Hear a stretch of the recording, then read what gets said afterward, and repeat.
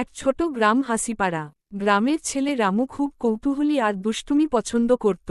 গ্রামের কৃষক দাদু মামা ছিল ধনী ও সহায়ক, যার খামারে সবুজ সবজি আর ফলের বাগান।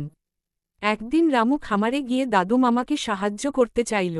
দাদু মামা বললেন, তুমি সাহায্য করতে চাও? আগে শিখো, বীজ রোপণ আর পানি দেওয়া কত মজা আর পরিশ্রমের কাজ। রামু কাজ শুরু করল। সে পানি দিল, মাটি খুঁড়ল, কিন্তু হঠাৎ একটা ছোট হরিণ খামারের সব ধান খেতে শুরু করল। রামু চিৎকার করতে করতে বলল, হরিণটা ধান খাচ্ছে, দাদু মামা, সাহায্য করুন। দাদু মামা হাসতে হাসতে বললেন, দেখছ রামু, প্রকৃতির সাথে আমাদের খেলারও নিয়ম আছে। হরিণগুলো ভয় পাইলে চলে যাবে। রামু ভাবল একটু দুষ্টুমি করা যাক। সে বাগানের কোণে একটু গাজর রেখে হরিণকে ডেকল।